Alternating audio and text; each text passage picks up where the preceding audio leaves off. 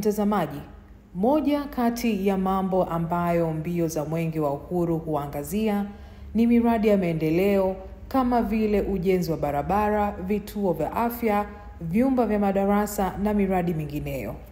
Miradi ambayo isipofuatiliwa na kusimamiwa vizuri, vitendo vya rushwa vinaweza kuathiri miradi hiyo kutotekelezwa kwa ubora uliokusudiwa. TAKUKURU TV imefanya mahojiano na wadau mbalimbali na hapa wanaeleza mafanikio ya miradi ya maendeleo ya Manispaa ya Kibaha mkoa wa Pwani iliyozinduliwa na mbio za Mwenge wa Uhuru mwaka 2024. Mwenge wa Uhuru unakuja na faida nyingi sana. Tunapokimbiza mwenge wa mwaka huu pia tunasherehekea mafanikio ya Mwenge wa Uhuru mwaka jana, ambapo mwaka jana Mwenge wa Uhuru ulipitia miradi mbalimbali katika wilaya yetu ya Kibaha. Mojawapo ya mradi ambao tulienda kuzindua huduma ilikuwa ni kituo cha afya Kongowe. Kwa hiyo mwenge kufungua huduma kwenye kile kituo ilikuwa ni jambo kubwa sana kwa wananchi wa kata ya Kongowe, ambao wengi walikuwa wanakuja kufuata huduma kituo cha Mikoani na Tumbi. Lakini pia mwaka jana tulitembelea barabara ya Sof, ambapo pia Mwenge wa Uhuru ulipita na kuikagua. Tunajua barabara ile inaenda kuunganisha karibu kata kubwa 3, kuna Sofu, kuna Bokomlemela, lakini pia watu wanaoenda Kibaha vijijini wanaweza kupita pia barabara ile. Mafanikio ni kwamba barabara inatumika kikubwa zaidi. Baada ya mwenge kutembelea barabara ile, tukaweza tena kupata mradi ambao pia mwaka huu Mwenge wa Uhuru utatembelea barabara ile, tumeendelea kuongeza. Kwa hiyo heshima ambao Mwenge wa Uhuru ulipatia barabara ile umefanya barabara ile mwaka huu tena umeendelea kupata mradi. Lakini tulikuwa pia na miradi ya boosti madarasa mawili na tumeendelea tukapata pia na madawati, na kwa sababu mwenge mwaka jana ulihimiza sana umuhimu wa kuendelea kuboresha miundombinu. Kutokea mbio za mwaka jana, mwaka huu tumegawa tena madawati 4000 kwenye shule za msingi na sekondari kama sehemu ya kutimiza maagizo ya Mwenge wa Uhuru baada ya kutembelea miradi yetu ya mwaka jana. Moja ya ujumbe mkuu wa mbio za mwenge kila mwaka ni mapambano dhidi ya rushwa, na mwenge umekuwa ukisimika ujumbe huo. Kwa mfano, si ukiangalia miradi yetu yote mwaka jana ilipita salama kwa sababu tumechukua tahadhari za kudhibiti na kuwa na usimamizi bora katika utekelezaji wetu wa miradi, sio tu inayopitiwa na mwenge lakini miradi yote katika halmashauri, kwa sababu mwenge ni Mheshimiwa Rais na vita yake dhidi ya rushwa sisi tumeendelea kupambana nayo, na halmashauri yetu imepata mafanikio makubwa. Tumeweza kuwa manispaa, mapato ya ndani yameongezeka kwa karibuni kutoka bilioni 7 mpaka bilioni 12. Hayo yote ni kwa sababu tumezuia rushwa, tumedhibiti mapato ya serikali na matumizi yamekuwa bora. Sisi hapa kwenye halmashauri yetu ya mji wa Kibaha kuna mfumo tumeutengeneza wa kushirikiana. Ushirikiano huu tunapokuwa tunaanza miradi huwa tunawajulisha TAKUKURU. Na lengo la kuwajulisha ni kwa sababu wao na jicho jingine la kuona ubora wa mradi, thamani ya fedha. Kwa hiyo tunawashirikishana kiasi kwamba mwisho wa siku tupate thamani ya fedha lakini na mradi ambao una ubora. Na jambo hili limetusaidia sana kwa halmashauri yetu ya mji wa Kibaha. Miradi yetu kiangalia ina ubora, ina thamani halisi ya fedha kwa sababu ya ushirikiano mzuri wa taasisi ya kuzuia na kupambana na rushwa. Tutakuwa tumeshirikiana nao hata pia kwenye mapato. Sisi ya kuzuia na kupambana na rushwa tukashirikiana na tukafanya vizuri sana kwenye hilo la mapato, kitu ambacho kimetuwezesha mwaka huu wa 24-25 kuwa na miradi ya mapato ya ndani ambayo itapitiwa na Mwenge wa Uhuru. Kwa mfano, tuna ujenzi wa shule mpya ya mfumo wa Kiingereza pale Sofu, mapato ya ndani milioni 704. Tumenunua eneo kwa ajili ya kuweka maegesho ya malori pamoja na huduma za kijamii. Tutajenga petrol station, tutajenga maduka, mradi ambao tumeshalipa 1.8 bilioni mapato ya ndani. Tuna zahanati ambao tunajenga ambao ni kama health center, kama kituo cha afya hivi pale kwenye kata ile Tangini, mtaa wa Kilimahewa ambao umegharimu milioni 204, ni mapato ya ndani. Lakini huu ni ushirikiano mzuri ambao tunafanya kazi kwa pamoja na taasisi ya kuzuia na kupambana na rushwa. Jukumu mojawapo la taasisi ya kuzuia na kupambana na rushwa ni uzuiaji. Na hapa mkuu wa TAKUKURU mkoa wa Pwani anaeleza utekelezaji wa jukumu hilo. Tunapokuwa na matukio ya mwenge kitaifa, kuna miradi ambayo Mwenge wa Uhuru inaipitia. Na kabla mwenge haujapita kwenye hiyo miradi husika, TAKUKURU tunaingia moja kwa moja tukishirikiana na wataalamu kutoka halmashauri husika kwenda kukagua ile miradi. Na tunakagua kuanzia hatua ya ujenzi, tunakagua nyaraka mbalimbali zinazohusiana na ujenzi wa hiyo miradi, na tunaangalia hata ubora wa miradi yenyewe imejengwa kulingana na viwango vinavyotakikana kitaalamu. Kwa mfano, kuangalia nyaraka za majengo kitaalamu anaita BOQ, kuzipitia hizo BOQ tuone kweli jengo kama ni jengo au ni barabara limejengwa kulingana na hizo BOQ zinavyoeleza. Na kama tunakagua nyaraka za malipo, tunaangalia je, malipo husika yanayotakiwa kulipwa ndio haya yaliyolipwa kwa wakandarasi, au kuangalia nyaraka ambazo zinahusu malipo mbalimbali ya kodi. Tuna kodi za huduma zinatakiwa zilipwe na wataalamu na wajenzi wa hiyo miradi, vile vile tuna kodi za mamlaka ya mapato Tanzania zinatakiwa zilipwe. Kwa hiyo TAKUKURU tunaanza mwanzo wa mradi mpaka bado tunapofikia hatua ya mwisho. Wadau nao hawakuwa mbali kuelezea faida walizozipata katika miradi hiyo. Tunaishukuru serikali ya Jamhuri ya Muungano wa Tanzania kwa kutupatia mradi wa ujenzi wa madarasa mawili na matundu matatu ya vyoo. Kama mnavyoona, majengo yalijengwa vizuri na mradi huu ulikuwa na thamani ya shilingi milioni 49 na laki 4. Tunashukuru mradi huu umetusaidia sana katika shule yetu. Mwanzoni tulikuwa na mrundikano mkubwa wa wanafunzi, ila kwa sasa mradi umeweza kutusaidia kuwa na upungufu mkubwa wa wanafunzi, hasa wale wanaokaa chini, na kuwa na mrundikano mkubwa katika tendo zima la kujifunza. Kwa sasa tunao wanafunzi ambao wanayatumia yale madarasa, na ukilinganisha na mwaka jana tulivyokuwa tuna takribani wanafunzi wengine walikuwa ni shida kujifunza kwa sababu tulikuwa tuna shifti 2. Kwa mradi huu umeweza kutusaidia kwa sababu wanafunzi walikuwa wanakuja asubuhi na wanapishana na wanafunzi wengine wanaoingia saa 4.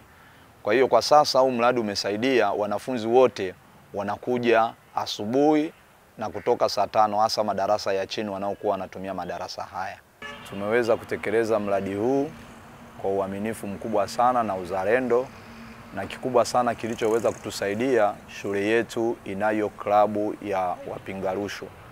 Kwa hiyo tunao wanafunzi ambao ni wajasiri wao katika klabu hiyo ya wapinga rushwa, na klabu hii imeweza kutengenezea ukaribu sana na jamii na uzalendo kwa wanafunzi. Kwanza wanafunzi wanakuwa ni wajasiri kusema mambo yanayokuwa yanafanyika, hasa mambo ya kiubadhirifu ambayo yanayokuwa yanafanyika eneo la shule. Na hata hivyo wanafunzi wetu wamekuwa wajasiri hata kutoa taarifa zile ambazo zinazokuwa zinaonekana ni taarifa za ubadhirifu au utoaji wa huduma pale ambapo mtu anapokuwa anataka takrima au rushwa. Kwetu sisi inatusaidia sana. Hapo awali shule yetu ilikuwa haina mazingira mazuri. Wanafunzi pia walikuwa wanakaa madarasani wamebanana, mpaka wengine hata kwenye madawati hawatoshi, inabidi wakae chini. Lakini kwa sasa hivi tunaishukuru serikali kwa kutuletea majengo mazuri. Wanafunzi wote wanakaa kwenye madawati na wanaandika vizuri. Kutokana na hapo awali walikuwa wanakuja nyumbani miandiko wengine wameandika vibaya. Ukimuuliza mtoto kwa nini leo umeandika vibaya, anakuambia alikuwa amekaa chini. Lakini sasa hivi kwa kweli tunaishukuru sana serikali ya Mama Samia kwa kutuletea madarasa mazuri. Wanafunzi wanakaa kwenye madawati na wenyewe pia wanafurahia majengo mazuri. Madarasa pia yana tiles. Kwa kweli tunaishukuru serikali yetu ya Mama Samia. Na hapo awali watoto walikuwa wanarudi nyumbani wachafu, wazazi tunapata shida kufua nguo, lakini sasa hivi watoto akiondoka nyumbani msafi ile asubuhi pia anarudi vile smart. Kwa hiyo tunashukuru sana kwa hilo. Kwa sasa mazingira jinsi yalivyo, watoto wanasoma kwa ubora tofauti na awali, kwa sababu serikali yetu na walimu wanajitahidi kuwafundisha watoto wetu kwa ubora. Madarasa yameongezeka kama mnavyoona tofauti na awali. Tunaishukuru serikali kwa utendaji kazi wao, na sisi wazazi tupo kuwasaidia katika kila jambo.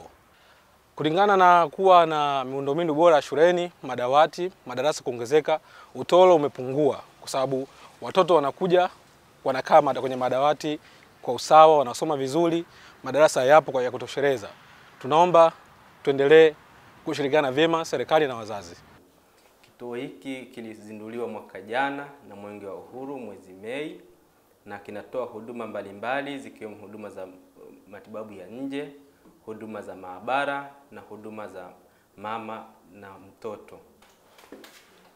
Katika huduma za OPD tunatoa huduma za matibabu ya nje, lakini tunatoa matibabu ya dharura. Kituo kinatoa huduma kwa masaa 24. Tumefanikiwa pia kutoa huduma mbalimbali za baba, mama na mtoto kwa maana ya RCH, ambapo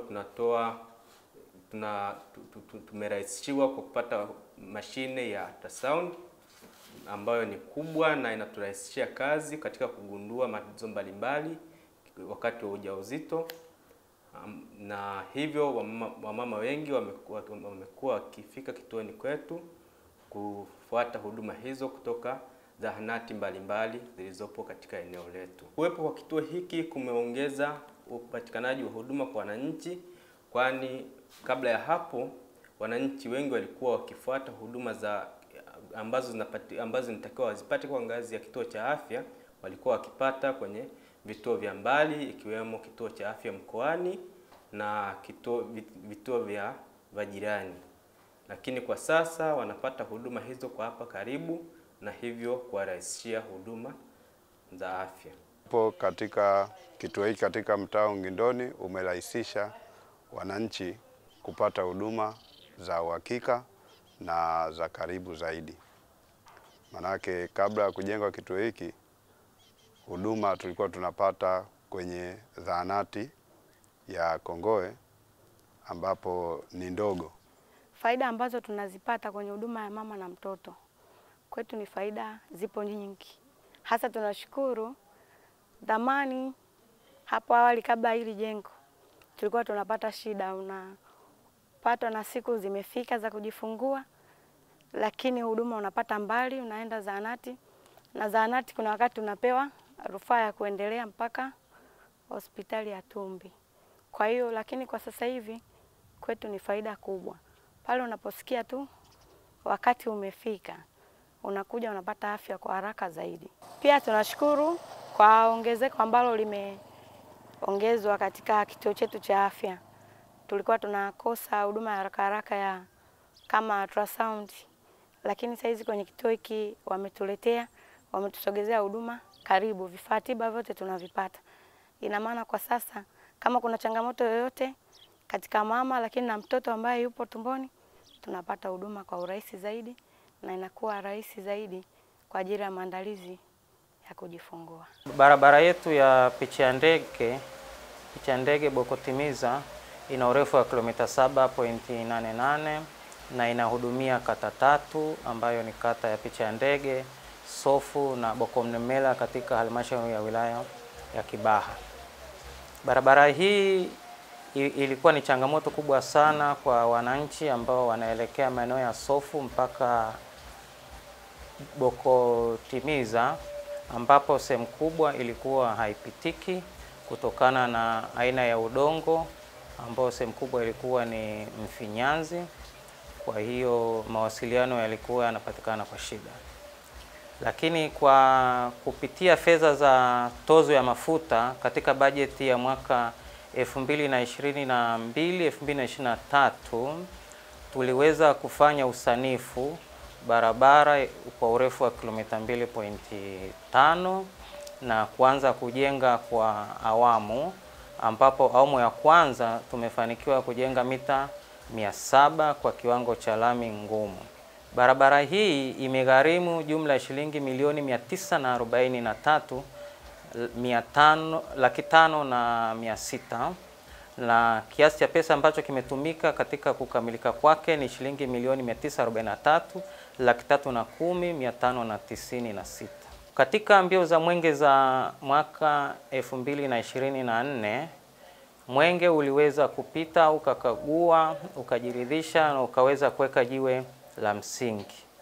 Hali kadhalika katika mwaka huu wa 2025 mwenge wa uhuru utapita tena kukagua kipande ambacho tumeweza kukijenga cha mita 550.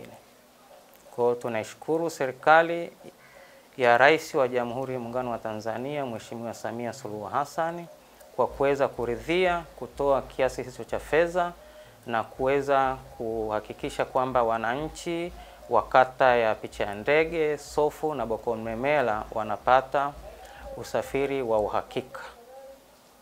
Kabla ya barabara hii ya lami kuwekwa mahali hapa, kulikuwa kuna changamoto sana za upitaji wa eneo hili hapa, kwa sababu mvua zilikuwa zikinyesha, maji yalikuwa yanajaa, kunakuwa kuna matope, utelezi, magari yanapita kwa shida. Hata watu walikuwa wanashindwa kupita hapa, ilikuwa inawabidi wanazunguka wanapita maeneo ya barazani kwa watu. Kwa hiyo ilikuwa ni changamoto sana. Na kipindi cha mvua hasa, wanafunzi pia walikuwa wanashindwa hata kupita darajani hapa kwenda mashuleni. Ila baada ya barabara hii kutengenezwa, changamoto ile iliondoka. Kama unavyoona miundombinu, magari yanapita. Na pia kulikuwa kuna fursa za kibiashara zimeongezeka. Kama unavyoona, mwanzoni kulikuwa hamna wafanyabiashara wengi kama kunavyoonekana sasa hivi. Ila sasa hivi naona ni neema biashara, watu wanajiongeza, wanajenga mabanda. Yaani imeleta fursa kwa kweli hii barabara ya lami. Ningependa kuchukua nafasi hii kuwashukuru serikali yetu kwa ajili ya barabara hii ambayo wameweza kutusaidia, kuturahisishia maisha yetu hasa katika biashara. Maana kuna kipindi kulikuwa tunapata shida sana, hasa kipindi cha mvua, inaponyesha tope linakuwa jingi, wateja wanashindwa kufika kwa wakati katika maduka yetu. Lakini tunashukuru sasa hivi serikali yetu imeweza kutujengea barabara nzuri ya lami ambayo inaturahisishia katika biashara zetu. Barabara hii imekuwa ni msaada mkubwa sana, hasa kwa kuzingatia sisi wafanyabiashara na baadhi ya watu wanaotumia vyombo vya usafiri kama pikipiki, bajaji na magari yoyote yale kwa jumla yanayopitisha bidhaa. Imekuwa msaada mkubwa kwa sababu kwa kiasi kikubwa bidhaa zote zimekuwa zikifika kwa wakati, tofauti na mwanzo ambapo maeneo na mazingira yote ya barabara yalikuwa si rafiki kwa watumiaji. Magari yalikuwa yanaweza kukwama, bidhaa ziweze kufika kwa wakati, hata usafiri mtu anaposhuka pale jioni labda kufika katika makazi yake inakuwa ni shida. Mtazamaji, mafanikio huja kwa wale ambao wanafanya bidii kubwa kuyatafuta. Mafanikio haya yamepatikana kwa ushirikiano kati ya TAKUKURU na wadau. Kwa hiyo wananchi wa eneo husika mradi ulipo wanao wajibu mkubwa wa kuangalia kwamba hii miradi inatekelezwa kwa namna ambavyo ilitakiwa hiwe, kwa kufuatilia utekelezaji wake, lakini pia kama kuna vitu ambavyo ndivyo sivyo ambavyo vinafanya miradi hii isitekelezeke vizuri au kwa wakati, wanao nafasi ya kushirikiana na TAKUKURU kwa kutupa taarifa, ili sasa TAKUKURU iweze kuingia kitaalamu zaidi kuangalia kama miradi hii inatekelezeka kulingana na malengo ambayo serikali ilitaka iwe kwa wananchi wa eneo husika. Mtazamaji, hadi kufikia hapo tumefikia mwisho wa makala yetu. Tukumbuke, kuzuia rushwa ni jukumu lako na langu, tutimize wajibu wetu.